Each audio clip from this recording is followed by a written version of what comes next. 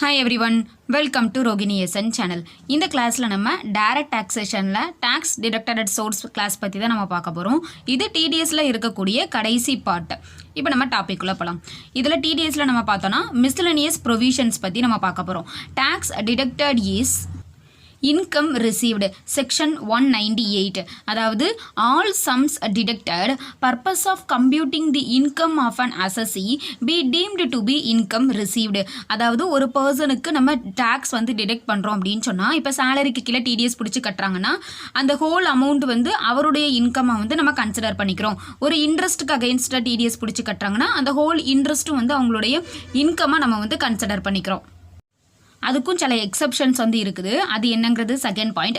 Following taxes paid or deducted would not be deemed to be income received. இந்த following two செக்ஷனுக்கு கீழே நம்ம பிடிச்சி கட்டுறோம் அப்படின்னு சொன்னால் அது வந்து அவங்களுடைய இன்கமாக நம்ம கன்சிடர் பண்ண முடியாது. அது என்ன செக்ஷன் அப்படின்னு நம்ம பார்த்தோன்னா the tax paid by an employer under section 192 subsection 1A அதாவது நான் மானிட்டரி பெர்க்யூசிட்ஸ்க்கு கீழே TDS நம்ம பிடிச்சி கட்டுறோம் அப்படின்னு சொன்னால் அந்த ஹோல் அமௌண்ட்டை வந்து நம்ம மானிட்டரி பெர்க்யூசிட்ஸ்க்கு ஈக்குவலாக நம்ம பண்ண முடியாது. அப்படி தானே? அது வந்து நம்மளுக்கு இன்கம் ரிசீவ்டாக கன்சிடர் பண்ணிக்க முடியாது. அடுத்தது tax deducted under section 194N இது கேஷ் வித்ட்ராவலுக்கு அகைன்ஸ்டாக நம்மளுக்கு TDS பிடிச்சி கட்டுறது. இது ஜஸ்ட் கேஷ் டிரான்சாக்ஷன் நடந்ததுனால நம்மளுக்கு ஒரு TDS பிடிச்சி கட்டுறாங்களே தவிர அது நம்மளுடைய இன்கம் கிடையாது. இதுதான் செக்ஷன் 198. அடுத்தது section 199 credit for tax deducted at source.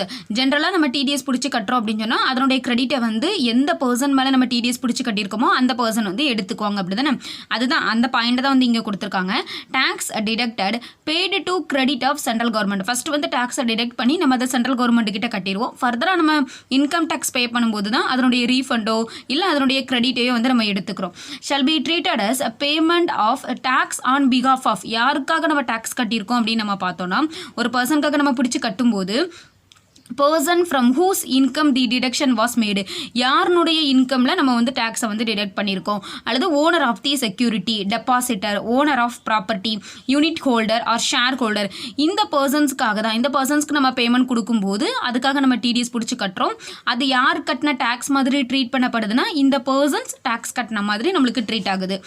Second என்ன சொல்லியிருக்காங்கன்னா any some referred section 192(1A) இதுவும் தெரியும். நான் மானிட்டரி பெர்க்யூசிட்ஸ் ஹூஸ் இன்கம் யாருனுடைய இன்கம்க்கு கீழே நம்ம அந்த டேக்ஸை வந்து கட்டுறோமோ அந்த பர்சன் வந்து கிரெடிட் எடுத்துக்கலாம். Such payment of tax has been made. CBDT empowers giving credit to other person அதாவது other than above mentioned persons. மேலே நம்ம என்ன சொன்னோம் நார்மல் கேசஸ் அது வந்து ஒரு பர்சனுக்கு TDS பிடிக்கிறோன்னா அந்த பர்சன் தான் டிடக்டி அவங்க வந்து டேக்ஸ் கிரெடிட் எடுத்துக்கலாம் அப்படிங்கிறத பார்த்தோம். இது அந்த பர்சன்ஸை தவிர வேற யாராவது கிரெடிட் எடுத்துக்க முடியும் அப்படின்னு CBDTக்கு அது சொல்றதுக்கு CBDTக்கு வந்து பவர் இருக்குது.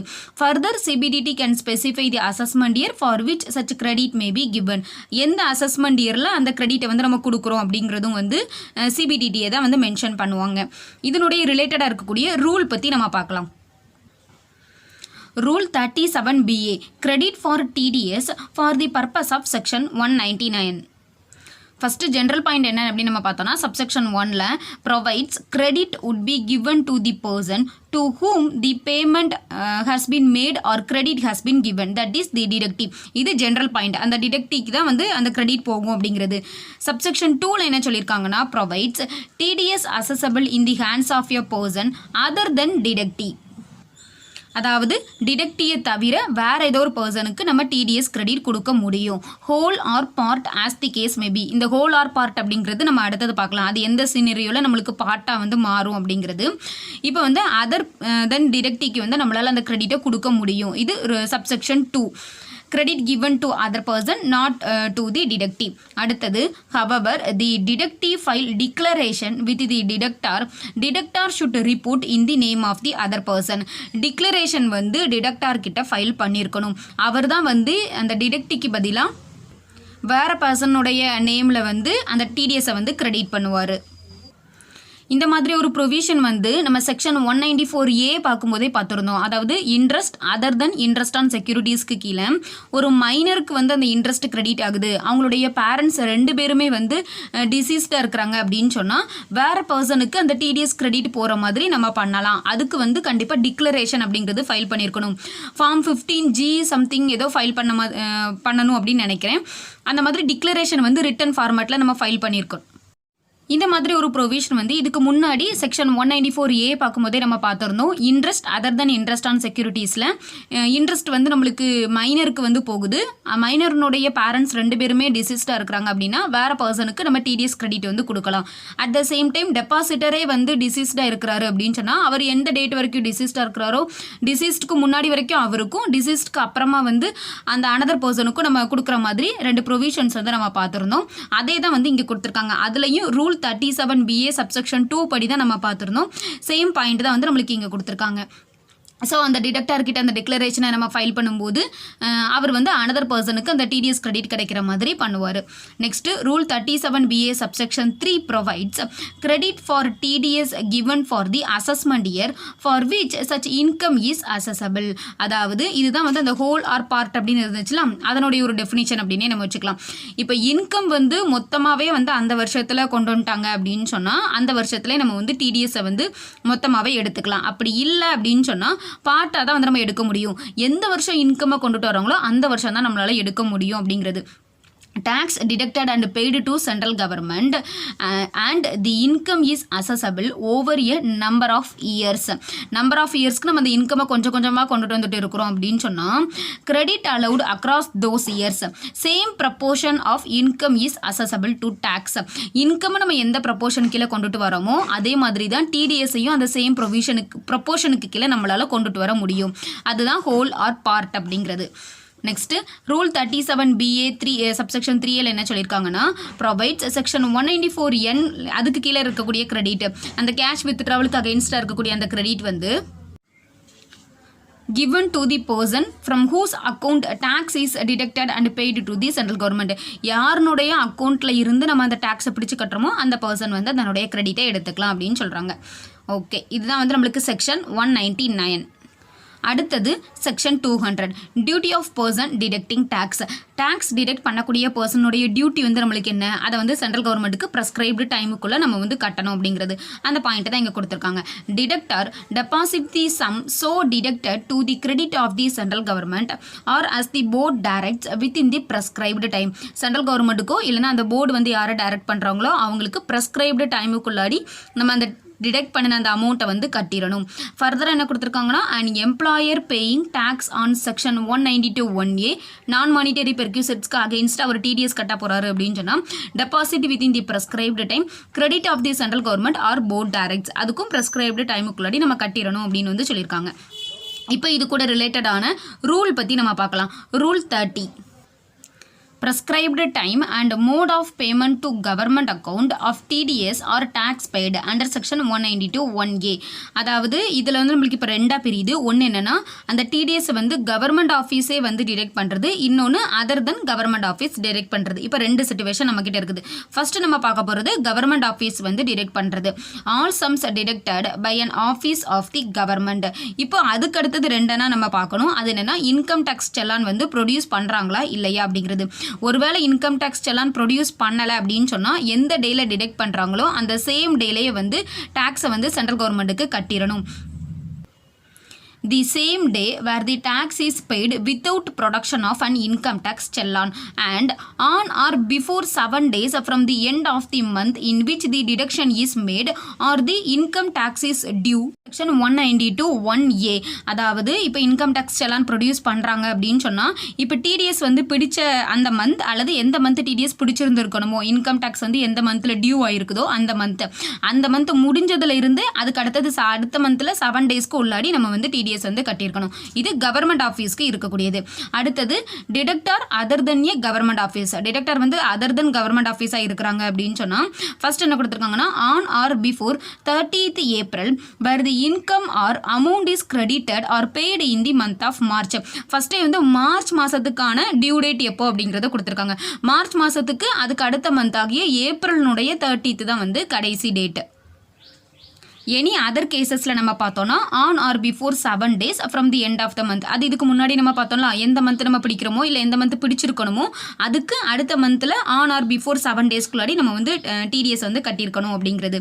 இன் ஸ்பெஷல் கேசஸில் நம்ம பார்த்தோன்னா அசஸிங் ஆஃபீஸர் வந்து ஜாயின்ட் கமிஷனர் கிட்ட ப்ரையர் அப்ரூவல் வந்து வாங்கிக்கிட்டு இதுக்கு வந்து நீங்கள் குவார்டர்லி பேமெண்ட் வந்து பண்ணலாம் அப்படின்னு சொல்லி கொடுக்கறதுக்கு அவருக்கு வந்து ரைட்ஸ் இருக்குது. Permit quarterly payment under section எந்த செக்ஷனுக்குலாம் அப்படின்னு நம்ம பார்த்தோன்னா 192, 194A, 194D ஆர் 194H. இதுவுமே வந்து on or before 7th of the month of the following quarter. அதாவது ஃபஸ்ட்டு 3 quartersக்கு மட்டும்தான் வந்து அந்த 7th day அப்படிங்கிறது, அதாவது அந்த குவார்ட்டர் முடிஞ்சு அடுத்த மந்த்தினுடைய 7th day. மார்ச் மாதத்துக்கு மட்டும் 30th April அப்படிங்கிறது 7th day. இப்போ டியூ டேட்ஸ் அப்படின்னு நம்ம பார்த்தோன்னா 7th July, ஃபஸ்ட்டு குவார்ட்டருக்கு வந்து 7th July, அப்புறம் 7th October, 7th January, லாஸ்ட்டுக்கு வந்து 30th April. Next TDS under section 194 IA, IB and M.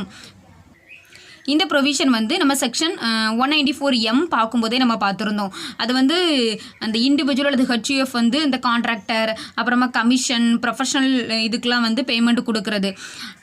அந்த செக்ஷன் பார்க்கும்போதே இந்த இது வந்து நம்ம பார்த்துருந்தோம், இந்த டியூ டேட் அப்படிங்கிறது. அது என்னங்கிறதையும் நம்ம ஒருக்க ரீகால் பண்ணிக்கலாம்.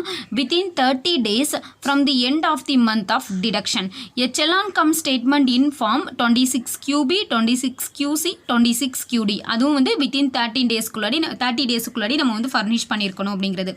Next for the purpose of improving the reporting of payments of TDS made through book entry and to make existing mechanism enforceable. ஆக்சுவலாக புக் என்ட்ரி வழியாக டிடிஎஸ் மேக் பண்ணுறது அப்படிங்கிறது என்னென்னா, ஆக்சுவல் கேஷ் பேமெண்ட்டோ பேங்கோ செக்கோ எந்த ஒரு பேமெண்ட்டுமே வந்து டிடிஎஸ்க்காக வெளியில் போகாது.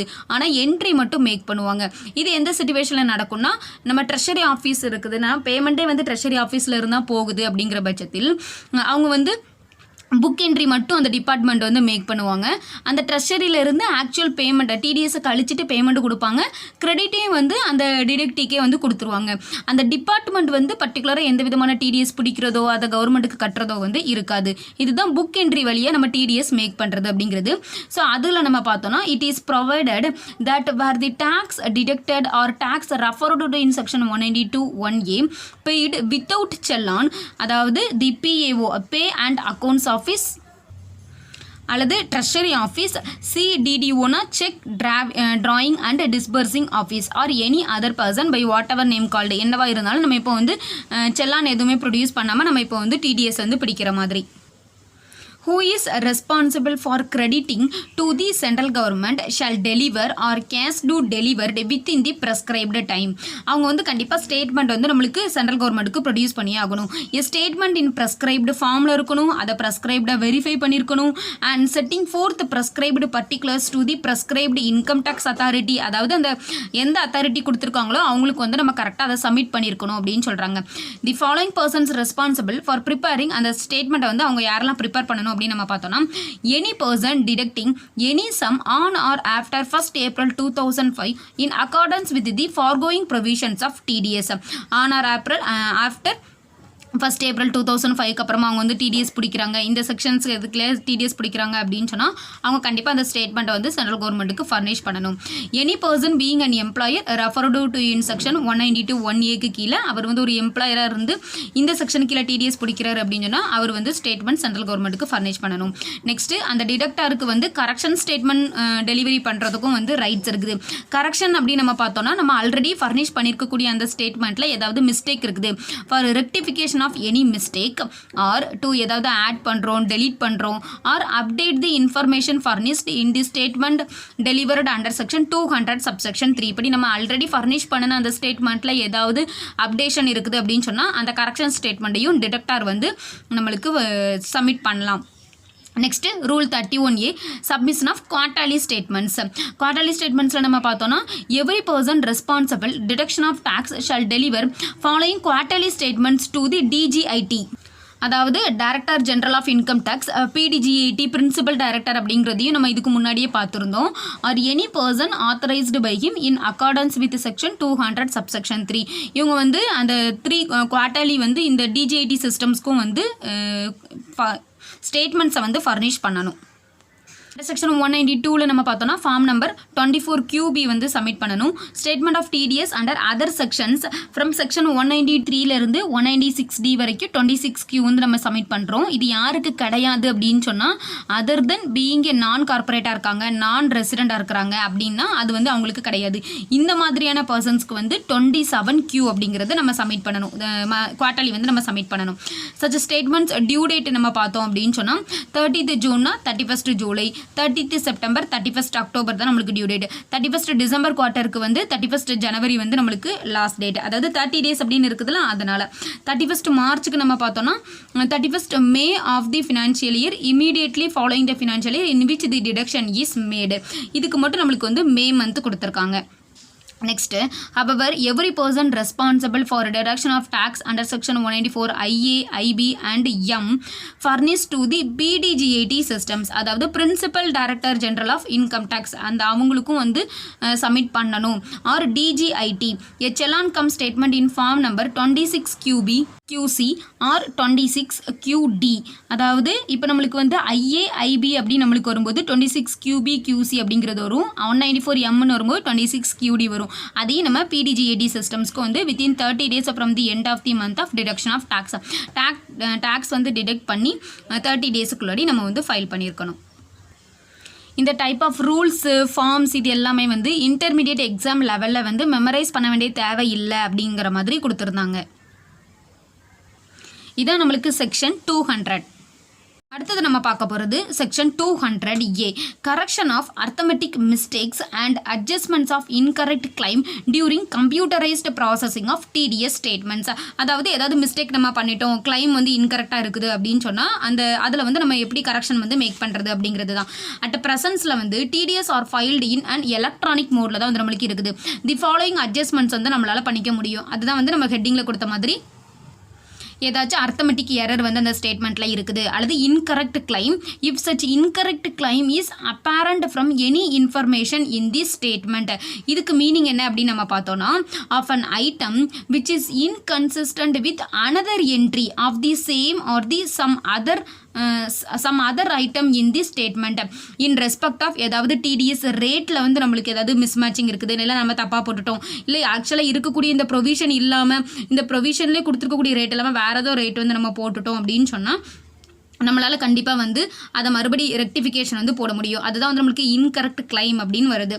இதுக்கு அடுத்தது ஏதாவது இன்ட்ரெஸ்ட் அல்லது ஃபீ இஃப் எனி செக்ஷன் 234E கீழே 200 for every day late furnishing of TDS late ஃபர்னிஷிங்காக இருக்குதுன்னா 200 வந்து 234E கீழே வந்து நம்ம ஃபீஸ் போடுவோம். However the total amount of fee shall not exceed the total amount of ஸ்டாக் டிடக்டபிள் ஆர் கலெக்டபிள். கண்டிப்பாக அது வந்து நம்ம கன்சிடர் பண்ணிக்கணும். அதாவது மொத்த டேக்ஸ் டிடக்டபிள் அமௌண்ட் அல்லது கலெக்டபிள் அமௌண்ட்டில் வந்து இந்த ஃபீஸ் வந்து நம்மளுக்கு அதிகபட்சமாக நம்மளுக்கு போயிடக்கூடாது. அது வரைக்கும் நம்மளுக்கு வந்து ரெஸ்ட்ரிக்ட் ஆகி நின்றணும். And such fees paid before delivering the TDS statement. அந்த TDS ஸ்டேட்மெண்ட்டை வந்து நம்ம சப்மிட் பண்ணுறதுக்கு முன்னாடி அந்த ஃபீஸை வந்து நம்ம பே பண்ணிடணும் அப்படின்னு சொல்கிறாங்க. Next the sum payable by or refund after adjustment the deductor determined interest late fee against 200, 201, 234E கீழெல்லாம் ஏதாவது இன்ட்ரெஸ்ட் லேட் ஃபீ மாதிரிலாம் இருக்குதா அப்படிங்கிறது வந்து இந்த டிடக்டர் கன்சிடர் பண்ணினதுக்கு அப்புறமா தான் சம் வந்து பேயபிளா இல்லை ரீஃபண்டா அப்படிங்கிறது வந்து பார்க்கப்படும். அடுத்தது and intimation prepared and generated and sent to the deductor. அதாவது tax liability or refund due within 1 year from the end of the financial year in which statement is filed. Refund due shall be granted to the deductor. அதாவது இப்போ நம்மளுக்கு வந்து டிடக்டாருக்கு எந்த சிச்சுவேஷனில் refund வந்து நம்மளுக்கு arise ஆகும். யூஸ்வலாக வந்து நம்ம டிடக்டிக்கு இதை வந்து எல்லா ரீஃபண்டும் வந்து நம்மளுக்கு அரைஸ் ஆகும். இல்லை அதுக்கு மேலே அவங்க டேக்ஸ் பே பண்ண வேண்டியது இருக்குன்னா டேக்ஸ் வந்து பே பண்ணுவாங்க. அந்த கிரெடிட்டை யூட்டிலைஸ் பண்ணிவிட்டு டேக்ஸ் வந்து நம்மளுக்கு பே பண்ணுவாங்க. எந்த சிச்சுவேஷனில் டிடக்டாருக்கு வந்து ரீஃபண்ட் வரும் அப்படின்னு நம்ம பார்த்தோன்னா இப்போ ஏதோ ஒரு கான்ட்ராக்ட் பேசிஸில் வந்து போட்டுட்டு ஃபஸ்ட்டே வந்து பேமெண்ட் கொடுக்குறாங்க. இப்போது ப்ரொஃபஷனல் ஃபீஸ் அப்படின்னு நம்ம பார்த்து ஒரு 1 lakh rupeesக்கு வந்து 10% TDS வச்சு 10,000 rupees வந்து TDS-ஆக கட்டி வச்சு மீதி 90,000 பேமெண்ட்டை வந்து அந்த பர்சன் கிட்ட நம்ம வந்து கொடுத்தாச்சு. ஒரு 2-3 daysலையோ இல்லை அடுத்த நாள்லையோ வந்து இப்போ டிடிஎஸ் வந்து அதாவது அந்த கான்ட்ராக்ட் வந்து இப்போ முடிவுக்கு வந்துட்டு எங்களால் உங்களுக்கு பண்ணித்தர முடியாது அப்படின்னு சொல்லி அந்த விஷயம் வந்து முடிவுக்கு வருது அப்படின்னு சொன்னால் கேஷாக கொடுத்த அந்த பேமெண்ட்டை வந்து கேஷாவோ பேங்காவோ நமக்கு போட்டிருக்க அந்த பேமெண்ட்டை வந்து நம்மளுக்கு திருப்பி தந்துருவாங்க. 90,000 திருப்பி தந்துருவாங்க. அப்போ இந்த 10,000க்கு நம்ம என்ன பண்ண முடியும் அப்படின்னு நம்ம பார்த்தோன்னா அந்த மாதிரியான ரெக்டிஃபிகேஷன்ஸ் எல்லாமே நம்ம இதில் வந்து பண்ண முடியும். அதுவும் வித்தின் 1 இயருக்குள்ளே அது வந்து நம்மளுக்கு கையில் கிடைக்கும். ரீஃபண்டாக இருக்குதுன்னா ரீஃபண்ட் கிடைக்கும். டேக்ஸ் பேயபிள் வந்து அந்த சிச்சுவேஷனை நம்ம டேக்ஸ் வந்து பேயபிள் பண்ணணும். அதான் டேக்ஸ் லயபிலிட்டி அல்லது refund due அப்படிங்கிறது within 1 year from the end of the financial year in which the statement வந்து நம்ம ஃபைல் பண்ணினதுக்கு அப்புறமா அப்படின்னு சொல்லியிருக்காங்க. இதான் வந்து நம்மளுக்கு செக்ஷன் 208. நெக்ஸ்ட் நம்ம பார்க்க போகிறது section 201 consequences of failure to deduct or pay. அதாவது டேக்ஸை வந்து டிடெக்ட் பண்ணலை அப்படின்னு சொன்னால் அதனால் என்ன விளைவு வரும், இல்லை டிடெக்ட் பண்ணிட்டாங்க அதை பே பண்ணலை அப்படின்னு சொன்னால் அதனால் என்ன விளைவு வரும் அப்படிங்கிறது தான் நம்ம பார்க்க போகிறோம். ஃபர்ஸ்ட் வந்து அது டீம்டு அசஸி இன் டிஃபால்ட்டாக வந்து நம்மளுக்கு கிரியேட் ஆகும். Any person including the principal officer of a company, அந்த கம்பெனியுடைய பிரின்சிபல் ஆஃபீஸராக இருந்தாலும் சரிதான், அவரும் வந்து இதில் நம்மளுக்கு இன்க்ளூடட் தான். Who is required to deduct any sum in accordance with the provisions of the act. இந்த ஆக்டுக்கு கீழே அவர் வந்து டிடக்ஷன் டிடிஎஸ் பிடிக்க வேண்டிய கட்டாயத்தில் இருக்கிறாரு அப்படின்னு சொன்னாலும் or an employer paying tax on non-monetary perquisites section 192 1A கீழே வந்து அவர் வந்து டாக்ஸ் டிடெக்ட் பண்ண வேண்டிய சிச்சுவேஷனில் இருந்தாலும் shall be deemed to be an assessee in default if he does not deduct whole or part of the tax. முழுமையாக வந்து TDS பிடிக்கலனாலும் சரி, இல்லை பாதி படிச்சிருக்கிறாரு கம்மியாக படிச்சிருக்கிறாரு அப்படின்னு சொன்னாலும் சரி, or after deducting fails to pay the tax, deduct பண்ணிட்டாரு ஆனால் டேக்ஸை வந்து கட்டலை அப்படின்னு சொன்னாலும் சரி, அவர் தான் வந்து டீம்டு அசஸி இன் டிஃபால்ட்டாக வந்து கன்சிடர் பண்ணப்படுறாரு. நெக்ஸ்ட்டு இந்த ப்ரொவிஷன் வந்து எந்த இடத்துல ஒர்க் அவுட் ஆகாது அப்படின்னு நம்ம பார்த்தோன்னா நான் அப்ளிகபிலிட்டி ஆஃப் டீமிங் ப்ரொவிஷன்ஸ். இதுவும் வந்து நம்ம செக்ஷன் 192 அந்த சேலரிக்கு கீழே டிடிஎஸ் பிடிக்கும் போதே நம்ம பார்த்துருந்தோம். இப்போது எம்ப்ளாயர் வந்து டிடிஎஸ் இந்த இடத்துல பிடிக்கணும். இது வந்து அட் தி ஆப்ஷன் அப்படிங்கிறது நம்மளுக்கு தெரியும். ஒருவேளை அதை வந்து பேய் வந்து அந்த டிடக்டி அந்த யார் வந்து அந்த இன்கம்மை ரிசீவ் பண்ணுறாங்களோ அவங்க வந்து இதுக்கும் சேர்த்து டேக்ஸ் கட்டிட்டாங்க, இந்த இன்கமே நம்மளுக்கு வந்து டோட்டல் இன்கம்குள்ளே கொண்டுட்டு வந்துட்டாங்க அப்படின்னு சொன்னால் அவங்க வந்து நம்மளுக்கு இந்த அசஸி இன் டிஃபால்ட் அப்படிங்கிறது வந்து வராது அப்படின்னு நம்ம பார்த்துருந்தோம். அதே ப்ரொவிஷன் தான் வந்து நம்மளுக்கு இங்கே கொடுத்துருக்காங்க. Above provisions not applicable if such payee has furnished his return of income under section 139. நார்மலாக வந்து நம்ம 139 கீழே இன்கம் டேக்ஸ் ரிட்டர்ன் ஃபைல் பண்ணிடுவோம்ல, அந்த மாதிரி அவங்க ஃபைல் பண்ணிட்டாலும் சரி, taken into account such sum for computing income, அந்த அமௌண்ட் எடுக்காமல் விட்ட டிடிஎஸ் கட்டாமல் விட்ட அந்த அமௌண்ட்டை வந்து இவங்க கம்ப்யூட்டேஷன் ஆஃப் இன்கம்குள்ளே எடுத்துக்கிட்டாங்களா.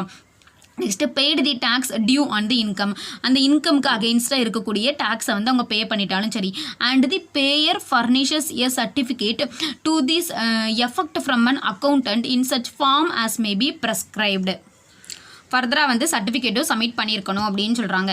இந்த மாதிரி இருந்துச்சு அப்படின்னு சொன்னால் அதாவது இதுக்கு அகெயின்ஸ்டாக இருக்கக்கூடிய அந்த டிடிஎஸை வந்து டேக்ஸை வந்து அவங்க கட்டிட்டாங்க, டோட்டல் இன்கமில் ஆட் பண்ணிட்டாங்க அப்படின்னு சொன்னால் இந்த டீமிங் ப்ரொவிஷன்ஸ் வந்து அப்ளை ஆகாது. நெக்ஸ்ட்டு இதனுடைய இன்ட்ரெஸ்ட் லயபிலிட்டி அப்படிங்கிறத நம்ம பார்க்கலாம். ஃபஸ்ட்டு இன்ட்ரெஸ்ட் வந்து நம்மளுக்கு 2 சிச்சுவேஷன் கீழே அரைஸ் ஆகுது. ஒன்று என்னென்னா டிடிஎஸ் பிடிக்கவே இல்லை, நெக்ஸ்ட்டு டிடிஎஸ் பிடிச்சிட்டாங்க அதை இன்னும் கட்டலை, இப்படி 2 சிச்சுவேஷன்ஸ் இருக்குது. As per section 201 subsection 1 for failure to deduct டேக்ஸை வந்து டிடெக்ட் பண்ணலை அப்படின்னு சொன்னால் simple interest at 1% for every month or part of the month. அதாவது ஒரு மந்தில் 1ஆம் தேதி ஆச்சுன்னா கூட, ஒரு டே ஆச்சுன்னா கூட நம்ம ஃபுல் மந்த் அப்படின்னு தான் நம்ம வந்து கன்சிடர் பண்ண முடியும். அதுதான் பார்ட் ஆஃப் தி மந்த் அப்படின்னு கொடுத்துருக்குது. For every month or part of the month amount of such tax from the date on which tax was deductible, என்னைக்கு டிடிஎஸ் டிடெக்ட் பண்ணியிருந்திருக்கணும் அதில் இருந்து to the date on which such tax was actually deducted, அந்த tax ஆக்சுவலாக என்னைக்கு detect பண்ணப்பட்டிருக்கு அதுக்கு இருக்கக்கூடிய கேப்பில் நம்ம வந்து 1% டிடிஎஸ் வந்து அதாவது இன்ட்ரெஸ்ட் வந்து நம்ம போடணும். Next as per section 201 subsection 1A படி 1.5% for every month or part of the month from the date on which tax was deducted. இப்போ டேக்ஸ் வந்து டிடெக்ட் பண்ணியாச்சு, இதில் இருந்து to the date on which such tax is actually paid, ஆக்சுவலாக என்னைக்கு நம்ம paid ஆகுது அதுக்கும் உள்ள டிஃப்ரென்ஸ் மந்தில் வந்து 1.5% டிடிஎஸ் வந்து நம்ம பிடிக்கணும். இது ரிலேட்டடாக நம்ம வந்து ஒரு சம் பார்த்தா இன்னுமே கூட கிளாரிஃபை ஆயிரும். Illustration 11, an amount of rupees 40,000 was paid to Mr. X on 1/7/2020 towards fees for professional services without deduction of tax at source. நம்ம TDS பிடிக்காமலே அவங்களுக்கு 40,000 பேமெண்ட் வந்து நம்ம கொடுத்திருக்கோம். Subsequently, another payment of rupees 50,000 was due to Mr. X on 28/2/2021, from which tax வந்து 7.5%. அதாவது இப்ப நம்மளுக்கு இது கோவிட் பீரியட் அப்படிங்கிறதுனால அந்த ரெடியூஸ்டு ரேட்ல வந்து நம்மளுக்கு போட்டிருக்காங்க. 10% யூஸ்வலா இருக்கும். 7.5% அப்படிங்கிறது 3/4 ரேட் போட்டிருக்காங்க. டோட்டல் அமௌண்டிங் வந்து 6,750 rupees. இந்த 6,750 அப்படிங்கிறது வந்து டோட்டலா 90,000ல வந்து அவங்க கொடுத்திருக்காங்க. was deducted. However, this tax of 6,750 எப்ப டெபாசிட் பண்ணிருக்காங்கன்னா 22/6ல தான் வந்து நம்மளுக்கு பண்ணிருக்காங்க. ஆக்சுவலா ஃபர்ஸ்ட் பேமெண்ட் வந்து 1/7/2020. இதுக்கு TDS பிடிக்கல அப்படிங்கிற ப்ரொவிஷன். அப்படி நம்ம பார்க்கும்போது 1% வந்து நம்ம பிடிக்கணும். இதுவே வந்து TDS பிடிச்சிருக்காங்க ஆனா கட்டல அப்படிங்கிறது வந்து 1.5% அப்படிங்கிற அந்த ரேட்ல வந்து நம்ம போடணும். இப்போ 17ல இருந்து 28/2 வரைக்கும் நம்மளுக்கு 8 months இருக்குது. அந்த 8 monthsக்கும் வந்து 1%, அதுக்கு அடுத்தது 4 months வந்து 6,750க்கு வந்து நம்ம பிடிக்கணும் 1.5%. இப்போ சொல்யூஷன்ல நம்ம பார்க்கலாம். 1% on tax deductible but not deducted, that is 1% on 3,000. 3,000 means 4,000 into 7.5% போட்டோம்னா 3,000 கிடைக்கும். அதுல 1% வந்து 8 monthsக்கு நம்ம போட்டிருக்கோம். இதுவே வந்து நம்மளுக்கு அடுத்தது வந்து 6,750 இப்ப நம்மளுக்கு பிடிச்சாச்சு. பிடிச்சதுக்கு அப்புறமா வந்து 4 months அதை நம்ம கட்டாம கையிலே வச்சிருக்கிறதுனால அதுக்கு வந்து 1.5%, டோட்டலா 405. இப்போ டோட்டலா வந்து 645 rupees வந்து நம்மளுக்கு இன்ட்ரெஸ்ட் அப்படிங்கிறது போட்டிருக்காங்க. Next, time limit for deeming a person to be an assessee in default for failure to deduct tax at source. அதாவது டைம் லிமிட் ஏதாவது இருக்குதா? இதுக்கு வந்து ரெண்டு கேஸ் நம்மளுக்கு இருக்குது. ஒன்று வந்து ஃபெயிலியர் டு டிடெக்ட் டேக்ஸே வந்து டிடெக்ட் பண்ணலை அப்படிங்கிற சுச்சுவேஷனுக்கு மட்டும்தான் நம்மளுக்கு வந்து டைம் லிமிட் அப்படிங்கிறது உண்டு. No order under section 201 subsection 1 shall be passed at any time after the expiry of அப்படின்னு கொடுத்துருக்காங்க. அதாவது கீழே வந்து ஒரு ரெண்டு சிச்சுவேஷன் சொல்லியிருக்காங்க. இந்த ரெண்டு சிச்சுவேஷனில் வந்து whichever is later அப்படிங்கிறத வந்து நம்ம பார்த்துட்டு அதுக்கு அப்புறமா வந்து எந்த விதமான ஆர்டரோ எதுவும் வந்து போட மாட்டாங்க. அதுதான் வந்து அதுக்கான டைம் லிமிட் அப்படிங்கிறது. இது வந்து டாக்ஸ் வந்து டிடெக்ட் பண்ணலை அப்படின்னு சொன்னால் அதுக்கான ப்ரொவிஷன்ஸ் என்னன்னு நம்ம பார்த்தோம்னா 7 years from the end of the financial year in which the payment is made or credit is given. அதுலேருந்து நம்மளுக்கு 7 years எடுத்துக்கலாம். அப்படி இல்லைன்னா 2 years from the end of the financial year in which the correction statement வந்து நம்ம submit பண்ணியிருக்கோம் அப்படின்னா அதில் இருந்து 2 years. இப்போ இந்த ரெண்டுத்துலையுமே வந்து whichever is later அதை வந்து நம்ம எடுத்துக்கணும். அதுக்கப்புறமா வந்து எந்த விதமான நோட்டிஃபிகேஷன் ஆர்டர் வந்து அவங்க போட மாட்டாங்க. அப்போ டைம் லிமிட் அப்படிங்கிறது வந்து நம்மளுக்கு இதுதான். இதுக்கு அடுத்தது நான் specifications of time limit where tax has been deducted but not paid. இப்போ இது வந்து டேக்ஸ் வந்து டிடெக்ட் பண்ணியாச்சு ஆனால் பே பண்ணலை அப்படிங்கிற சிச்சுவேஷன். இதுக்கு எந்த விதமான டைம் லிமிட்டும் கிடையாது. Section 201 subsection 1 teams a person அசஸி in default அப்படின்னா அவர் யாராக இருக்க முடியும்? ஒன்று வந்து டேக்ஸ் டிடெக்ட் பண்ணலை, இல்லை டேக்ஸ் டிடெக்ட் பண்ணியிருக்காங்க அதை வந்து நம்மளுக்கு கட்டலை, does not pay or after so deducting fails to pay. இந்த ரெண்டுமே நம்மளுக்கு வந்து ஒரே கேட்டகரிக்கு கீழே தான் வரும்.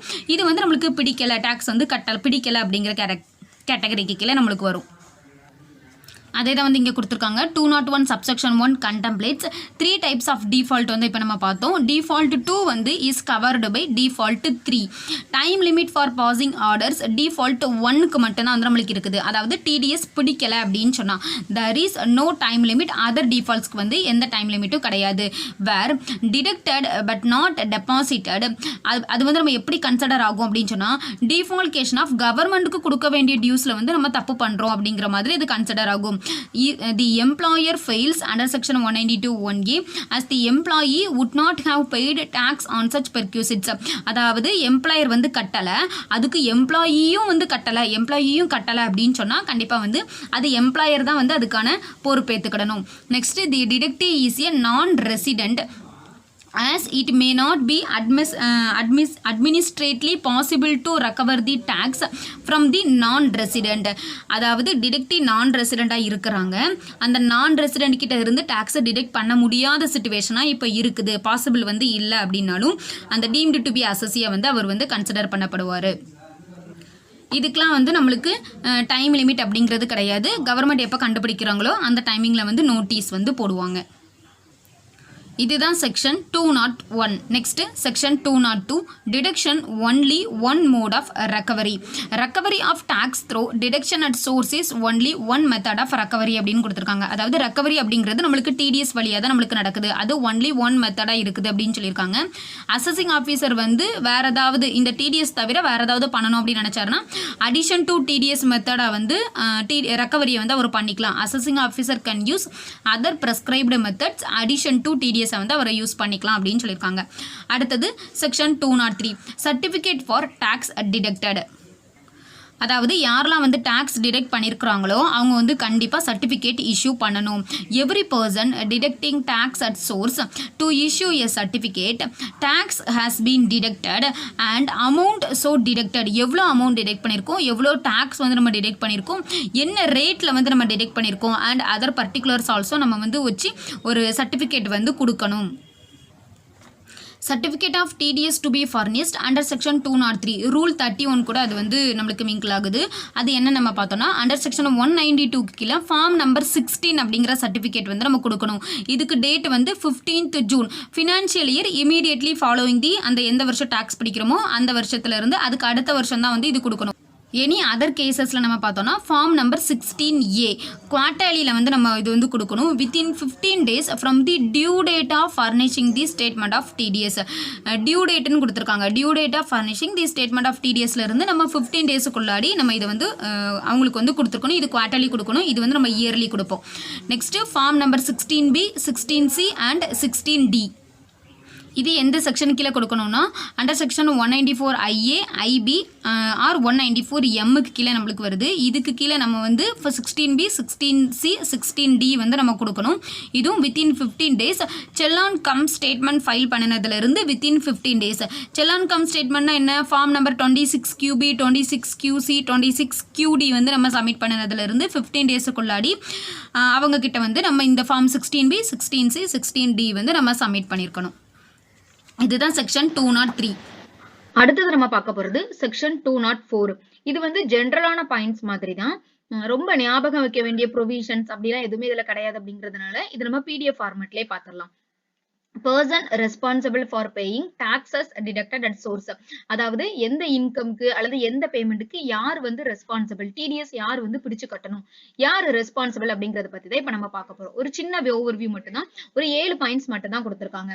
ஃபர்ஸ்ட் எப்படி பிரிச்சிருக்காங்க அப்படின்னா ஃபர்ஸ்ட் வந்து நேச்சர் ஆஃப் இன்கம் அல்லது பேமெண்ட் அப்படிங்கிறதும் அனதர் சைட்ல வந்து person responsible for paying tax அப்படின்னு பிரிச்சிருக்காங்க.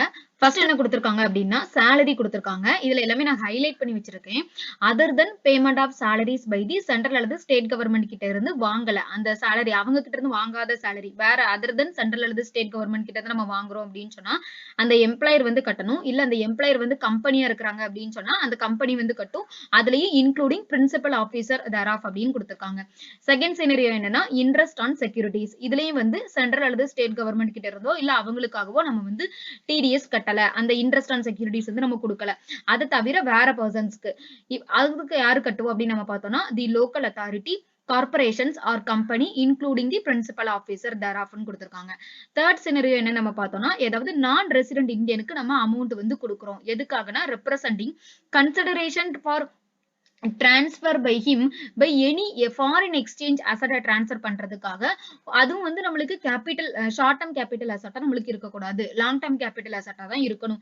அதுக்காக ஏதாவது அமௌண்ட் வந்து நம்ம நான் ரெசிடென்ட் இந்தியனுக்கு பே பண்றோம் அப்படின்னு சொன்னா the authorised person responsible for remitting such a sum to the non resident இந்தியனுக்கு யார் வந்து அந்த அமௌண்ட்டை வந்து ரெமிட் பண்றா அல்லது for crediting such a sum to this non-resident external accountக்கு வந்து யார் அதை மெயின்டைன் பண்றா, maintained in accordance with the foreign exchange management act படி அதுக்கு அந்த இதுக்கு வந்து யார் வந்து அமௌண்ட் அனுப்புறாளோ அந்த authorized person தான் வந்து ரெஸ்பான்சிபிள் அப்படின்னு சொல்லியிருக்காங்க.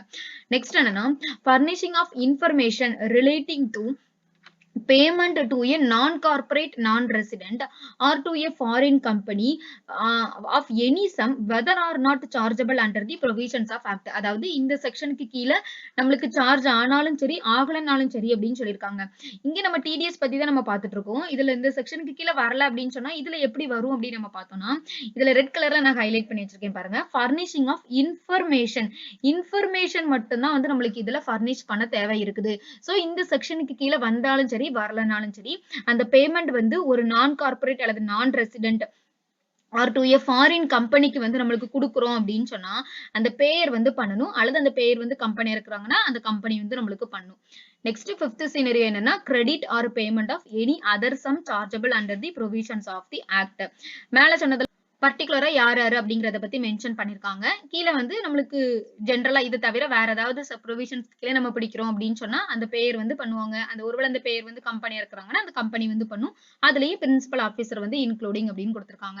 சிக்ஸ்த்ல நம்ம பார்த்தோம்னா credit or payment of any sum chargeable under the provisions of the act made by on behalf of central or state government. இதுக்கு முன்னாடி நம்ம ரெண்டு சினரியோல பார்த்திருந்தோம். சென்ட்ரல் அல்லது ஸ்டேட் கவர்மெண்ட் தவிர அந்த டிடிஎஸ் வந்து இந்த சேலரிக்கோ அல்லது இன்ட்ரெஸ்ட் ஆன் செக்யூரிட்டிஸ்க்கோ பிடிக்கிறத பத்தி நம்ம பார்த்திருந்தோம். இங்க வந்து ஆக்சுவலா அவங்களுக்கு தான் வந்து இப்ப நம்ம பேமெண்ட் கொடுக்குறோம் இல்ல அவங்க வந்து யாருக்கோ பேமெண்ட் கொடுக்குறாங்க அந்த கவர்மெண்ட் வந்து கொடுக்குறாங்க அப்படின்னா தி டிராயிங் ஆர் டிஸ்பர்சிங் ஆபீசர் அதாவது டிடிஓஓ அப்படிங்கிறவரு அப்படி இல்லைன்னா ட்ரெஷரி ஆபீஸ் அல்லது பிஓ ஆபீஸ்ல நம்ம பார்த்தோம்ல அந்த மாதிரி இருக்கக்கூடியவங்க வந்து TDS க்கு வந்து responsible or any other person by whatever name called responsible for crediting or the as case may be paying such a sum. அந்த sum யாரு கொடுக்குறாலோ அவங்க தான் வந்து அதுக்கு ரெஸ்பான்சிபிள். கடைசியா இருக்கக்கூடியது நம்ம பார்த்தோம்னா in case of your person non resident in India இந்தியாவுடைய நான் ரெசிடென்ட் இருக்கிறாங்க அது பேமெண்ட் போகவும் செய்யலாம் இல்ல இன்கமாவும் இருக்கலாம். யார் வந்து ரெஸ்பான்சிபிள் அப்படின்னா அந்த பர்சன் தான் வந்து நம்மளுக்கு ரெஸ்பான்சிபிள். யார் கொடுக்குறாலோ அவங்க அல்லது அந்த ஆத்தரைஸ்டு பர்சன் இருக்கிறாங்கன்னா அவங்க அல்லது agent of such person in India அவங்களுக்கு வந்து இந்தியால ஏஜென்ட் ஏதாவது இருக்கிறாங்க including any person treated as an agent under section 163க்கு கீழே ஏதாவது ஏஜென்ட் மாதிரி நம்ம ட்ரீட் பண்றோம் அப்படின்னு சொன்னா அதுவும் வந்து நம்மளுக்கு இதுல இன்க்ளூடட் தான். அப்படி பர்சனுக்கு நம்மளுக்கு பேமெண்ட் போனாலும் சரி இல்ல இன்கம் வந்து நம்மளுக்கு கொடுத்தாலும் சரி கண்டிப்பா வந்து அந்த பர்சன் வந்து நம்மளுக்கு ரெஸ்பான்சிபிள். இதான் வந்து நம்மளுக்கு செக்ஷன் 204. அடுத்தது section 205 bar against direct demand on assessee. அசசிக்கு அகெயின்ஸ்ட் அசசிக்கிட்டேருந்து நம்ம இப்போ டைரக்ட் டிமாண்ட் வந்து பண்ணுறோம் இவங்க வந்து இவ்வளோ டேக்ஸ் கட்டணும் அப்படிங்கிறது இதுக்கு வந்து ஒரு தடை இருக்குது. அது என்ன அப்படின்னு நம்ம பார்த்தோம்னா அவங்க எவ்வளோ டிடிஎஸ் ஆக்சுவலாக கட்டியிருக்காங்களோ அதை கழிச்சிட்டு அதுக்கப்புறமா தான் நம்ம வந்து டைரக்ட் டிமாண்ட் அப்படிங்கிறது பண்ண முடியும். Where tax is deductible at source under any of the aforesaid sections the assessee shall not be called upon to pay the tax himself to the extent to which the tax has been deducted from that income. அதாவது அந்த இன்கம்க்கு கீழே நம்ம இப்போ tax வந்து நம்ம கேட்குறோம் நீங்கள் இதுக்கு கீழே டாக்ஸ் வந்து கட்டுங்க அப்படின்னு சொல்லிட்டு பட் அதுக்கு கீழே அவர் எவ்வளோ டிடிஎஸ் வந்து ஆக்சுவலாக கட்டியிருக்கிறாரோ அதை தவிர பேலன்ஸ் அமௌண்ட் தான் நம்மளால கேட்க முடியும். அதுதான் or against direct demand on assessee அப்படிங்கிறது. இதான் செக்ஷன் 205. அடுத்தது 206A furnishing of statements in respect of payment of any income to residents without deduction of tax. இது எந்த சிச்சுவேஷன் அப்படின்னு சொன்னால் இப்போ டிடிஎஸ்க்கு வந்து சர்டன் லிமிட்ஸ்லாம் இருந்தது அப்படி தானே அதாவது இவ்வளோ அமௌண்ட்டுக்கு மேலே எக்ஸீட் ஆனால் தான் நம்ம டிடிஎஸ் பிடிக்கணும் அப்படிங்கிறது. அப்போ அந்த அமௌண்ட்டுக்கு உள்ளே இருக்கக்கூடியதில் நம்ம டிடிஎஸ் வந்து பிடிக்க மாட்டோம். அப்படி இருக்கக்கூடிய சிச்சுவேஷனில் ஸ்டேட்மெண்ட் வந்து நம்ம ஃபர்னிஷ் பண்ணணும். இது எல்லா செக்ஷனுக்கும் அப்ளிகபிள் அப்படின்னு கேட்டால் அது கிடையாது. அதுக்கு சர்டன் செக்ஷன்ஸ் கொடுத்துருக்காங்க. அதுக்கு கீழே அமௌண்ட் இஷ்யூ பண்ணுறோம் அதே மாதிரி டிடிஎஸ் டிரெக்ட் பண்ணலை அப்படின்னு சொன்னால் அவங்க ஸ்டேட்மெண்ட் வந்து சப்மிட் பண்ணணும். This section casts responsibility on every banking company or cooperative society or public company. Section 194A subsection 3 clause 1 படி இருக்கக்கூடிய பப்ளிக் கம்பெனி அந்த செக்ஷனில் என்ன ரெஃபர் பண்ணியிருக்காங்களோ அது அங்கே என்ன சொல்லியிருக்காங்கன்னா அது அந்த கம்பெனி வந்து பப்ளிக் கம்பெனியாக இருக்கணும் அது ஃபார்ம்டு இன் இந்தியாவாக இருக்கணும் அவங்களுடைய மெயின் ஆப்ஜெக்டிவ் வந்து லாங் டேர்ம் ஃபினான்ஸ் வந்து ப்ரொவைட் பண்ணணும். அது எதுக்காக ப்ரொவைட் பண்ணணும்னா construction or purchase of residential houses in India and அவங்க வந்து eligible to deduction under section 36 subsection 1 class 8 படி டிடக்ஷனும் வந்து எடுக்க முடியணும். இப்படி இருக்கக்கூடியது தான் இந்த பப்ளிக் கம்பெனி ரெஃபர்டு செக்ஷனில் வந்திருக்கு. இது நம்ம செக்ஷன் 194A பார்க்கும்போதே வந்து நம்ம பார்த்துருந்தோம். அது வந்து interest other than interest on செக்யூரிட்டிஸில் நான் அப்ளிகபிலிட்டியில் இந்த மாதிரி ஒரு பாயிண்ட் வந்து நம்ம பார்த்துருந்தோம். அதாவது பேங்கிங் கம்பெனி, கோஆப்ரேட்டிவ் சொசைட்டி அல்லது இந்த பப்ளிக் கம்பெனி வந்து இன்ட்ரெஸ்ட் வந்து இஷ்யூ பண்ணுறாங்க. அதனுடைய அமௌண்ட்டும் வந்து நம்ம பார்த்தோன்னா 5,000க்கு மேலே போகக்கூடாது. அதுவே 5,000க்கு மேலே இருக்கலாம் அப்படின்னா அது யாராக இருக்கணும்னா the payment not exceeding ₹40,000 where the payer is a banking company or a cooperative society. ஒரு பேங்கிங் கம்பெனியோ இல்லை கோஆப்ரேட்டிவ் சொசைட்டியோ 40,000 வரைக்கும் இந்த டிடிஎஸ் எதுவும் பிடிக்காமல் அவங்களுக்கு பேமெண்ட் வந்து கொடுக்க முடியும். அதே மாதிரி அதர் கேசஸில் பார்த்தோன்னா 5,000 லிமிட் அப்படின்னு இருக்குது. இந்த மாதிரியான சீனரியோவில் இப்போ டிடிஎஸ் வந்து நம்ம பிடிக்க மாட்டோம். ஆனால் சென்ட்ரல் கவர்மெண்ட்டுக்கு ஸ்டேட்மெண்ட் வந்து ஃபர்னிஷ் பண்ணணும். அதுவும் இன்னொன்று என்னென்னா இஃப் பேயிங் டு ஏ ரெசிடெண்ட்டுக்கு வந்து நம்ம பண்ணணும் by way of interest other than interest on securities. இந்த statements வந்து delivered to income tax authority அல்லது the person authorized by such authority. அந்த person யார் சொல்கிறாங்களோ அவங்க கிட்ட நம்ம வந்து இந்த ஸ்டேட்மெண்ட்டை டெலிவரி பண்ணுறோம். அதுலேயும் மெயினாக என்ன கொடுத்துருக்காங்கன்னா ப்ரெஸ்கிரைப்டு மேனர், ப்ரெஸ்கிரைப்டு டைம், அந்த பர்டிகுலர்ஸ் அதுவும் prescribed verified by the prescribed manner அப்படின்னு கொடுத்துருக்காங்க. நெக்ஸ்ட்டு கரெக்ஷன் ஸ்டேட்மெண்ட்டும் நம்ம வந்து ஃபைல் பண்ணிக்கலாம். For rectification of any mistake அல்லது ஆட், டெலீட், அப்டேட் ஏதாவது இருக்குது அப்படின்னு சொன்னாலும் அதுலேயும் நம்ம வந்து அதை பண்ணிக்க முடியும். இதுதான் நம்மளுக்கு செக்ஷன் 206A அப்படிங்கிறது. அடுத்தது நம்ம பார்க்க போகிறது செக்ஷன் 206AA. இதுதான் டிடிஎஸில் நம்மளுக்கு இருக்கக்கூடிய கடைசி section. Mandatory requirement of furnishing PAN in all TDS statements, bills, vouchers and correspondence between deductor and deductive. அவங்களுக்கு நடுவில் இந்த மாதிரி என்ன டிரான்சாக்ஷன் நடந்தாலும் அதில் பேன் நம்பர் அப்படிங்கிறது கம்பல்சரி அப்படின்னு சொல்லியிருக்காங்க. ஒருவேளை பேன் நம்பர் கொடுக்கல அப்படின்னு சொன்னால் இது நம்ம 2-3 செக்ஷன்ஸில் கூட நம்ம பார்த்துருந்தோம். பேன் நம்பர் கொடுக்கல அப்படின்னு சொன்னால் higher rate of tax or 20% of tax வந்து நம்ம பிடிப்போம் அப்படிங்கிறதெல்லாம் நம்ம பார்த்துருந்தோம். அதே தான் வந்து இங்கே பழையபடி கொடுத்துருக்காங்க. The non-furnishing of PAN by deductees delay in issue of refund. PAN நம்ம கொடுக்கல அப்படின்னு சொன்னால் எக்ஸாக்டாக நம்மளுக்கு என்ன நடக்கும், யாருக்கு அந்த கிரெடிட் வந்து போகணும், ரீஃபண்ட் வந்து யாருக்கு போகணும் அப்படிங்கிறது நம்மளுக்கு தெரியாது. அதில் வந்து டிலே வந்து நம்மளுக்கு நடக்கும். இப்போது நான் ஃபர்னிஷிங் ஆஃப் பேனாக இருக்குதுன்னா shall deduct tax at the higher rate of the following rates அப்படின்னு சொல்லியிருக்காங்க. The rate prescribed in the ஆக்டில் என்ன சொல்லியிருக்காங்க, or at the rate in force, அதாவது the rate mentioned in finance ஆக்டில் என்ன சொல்லியிருக்காங்க, or at the rate of 20%. 20% நம்ம பிடிக்கணும். 5% in case of tax is required to be deducted at source. Under section 194O கீழே வந்து நம்ம 5% பிடிச்சா போதுங்கிறது 194O பார்க்கும்போது நம்ம வந்து இதை பார்த்துருந்தோம். For instance, rental payment for plant and machinery section 194I கீழே நம்ம rental payment plant and machinery கீழே கொடுக்குறோன்னா tax at நம்மளுக்கு 20% instead of 2%. 2% பதிலாக 20% tax வந்து நம்மளுக்கு வரும்.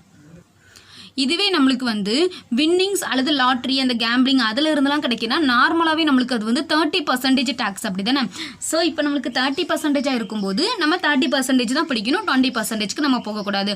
அதான் சொல்லியிருக்காங்க wherever tax is deductible at the rate higher than 20%. எந்தெந்த இடத்துலலாம் 20% விட நம்ம அதிகமாக பிடிக்க வேண்டியது இருக்குதோ இந்த ப்ரொவிஷன் வந்து அந்த இடத்துல நம்மளுக்கு அப்ளிகபிள் ஆகாது. அப்போ நம்ம 30% தான் நம்ம பிடிச்சாகணும். Next, taxpayer file a declaration in form 15G or 15H under section 197A but does not provide his PAN அப்படின்னு கொடுத்துருக்காங்க. 197A அப்படிங்கிறது நம்மளுக்கு என்ன, no deduction in certain cases அப்படிங்கிறதுல நம்ம பார்த்தோம்.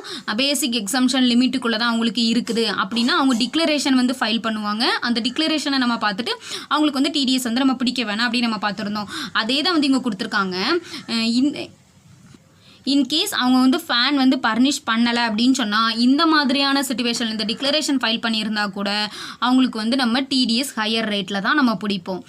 Next no certificate under section 197 granted by assessing officer where the applications unless the application வந்து அந்த அப்ளிகேஷனில் பேன் நம்பர் இருக்குது அப்படின்னு சொன்னால் அசஸிங் ஆஃபீஸர் எந்த விதமான சர்டிஃபிகேட்டும் வந்து கொடுக்க மாட்டார். Next both the deductor and deductive compulsorily quote PAN number வந்து கம்பல்சரியில் கோட் பண்ணியிருக்கணும். All correspondence, bills, vouchers and other documents exchange between them. அவங்க 2 பேருக்குள்ளே என்னென்ன எக்ஸ்சேஞ்ச் ஆகுதோ அது எல்லாத்துலேயும் பேன் நம்பர் அப்படிங்கிறது கண்டிப்பாக இருக்கணும். நெக்ஸ்ட்டு இந்த பேன் நம்பர் வந்து கொடுத்துருக்காங்க ஆனால் அந்த பேன் நம்பர் வந்து நம்மளுக்கு இன்வேலிடாக இருக்குது அல்லது அந்த பேன் நம்பர் அவங்களுக்கு அந்த டிடக்டிக்கு பிலாங்ஸ்டாக இல்லை வேறு யாருக்குள்ளதையோ கொடுத்துட்டாங்க அப்படின்னு சொன்னால் அது வந்து deemed that the deductee has not furnished his PAN to the டிடக்டராக தான் கன்சிடர் பண்ணப்படும். அதாவது பேன் வந்து டிடக்டி கொடுக்கலை அப்படின்னா நம்ம வந்து அதை எடுத்துக்க முடியும். Accordingly tax would be deductible at the rate specified in above. மேலே சொல்லியிருக்க மாதிரி இந்த ஹையர் ரேட்ஸ் அதுதான் வந்து அவங்களுக்கு அப்ளிகபிள் ஆகும். இதான் வந்து நம்மளுக்கு செக்ஷன் 206 AA அப்படிங்கிறது. இதோட வந்து நம்மளுக்கு இந்த வீடியோவும் நம்மளுக்கு முடியுது, டிடிஎஸ் வீடியோவும் நம்மளுக்கு கான்செப்டும் வந்து நம்மளுக்கு முடியுது. கடைசியாக 10 பார்ட்டில் வந்து இந்த டிடிஎஸ் வீடியோ வந்து நம்மளுக்கு முடிஞ்சிருக்கு. கண்டினியூஸாக 10 பார்ட்டும் பார்த்தவங்களுக்கு வந்து டிடிஎஸ் கான்செப்ட் அப்படிங்கிறது கண்டிப்பாக நல்லாவே புரிஞ்சிருக்கும். ஆனால் ஒட்டுமொத்தமாக நம்ம ஞாபகம் வைக்கிறதுக்கு வந்து சின்ன சின்னதாக பார்ட்டாக பிச்சு எல்லாமே பார்த்துருப்பீங்க. ஒட்டுமொத்தமாக ஞாபகம் வைக்கிறதுக்கு ரீகால் பண்ணினா தான் வந்து கரெக்டாக இருக்கும். இதிலிருந்து நீங்கள் நோட்ஸ் எடுத்திருந்தாலும் சரி, இல்லை புக்ஸில் இருக்கக்கூடிய அந்த டயக்ராம்ஸ்லாம் யூஸ் பண்ணி பின்னாடி வந்து ரீகேப்சுலேட் அப்படின்னு கொடுத்துருப்பாங்க, அது வந்து நீங்கள் யூஸ் பண்ணினாலும் சரி, கண்டிப்பாக வந்து மொத்தமாக ரீகால் பண்ணினா தான் நம்மளுக்கு வந்து இது ஞாபகத்தில் இருக்கும். மற்றபடி கான்செப்ட் வைஸ் வந்து நம்மளுக்கு கிளாரிட்டி இருக்கும். ஆனால் ஒட்டுமொத்தமாக படிக்கும்போது தான் எல்லாமே நம்ம வந்து ஒரு அண்டர்ஸ்டாண்ட் பண்ணிக்க முடியும். உங்களுக்கு இந்த வீடியோ யூஸ்ஃபுல்லாக இருந்திருக்கும்னு நினைக்கிறேன். வேறு யாருக்காவது யூஸ்ஃபுல்லாக இருக்குன்னு நினச்சிங்கன்னா அவங்க கூட இதை ஷேர் பண்ணிக்கோங்க. நான் உங்களை இன்னொரு வீடியோவில் சந்திக்கிறேன். தேங்க்யூ.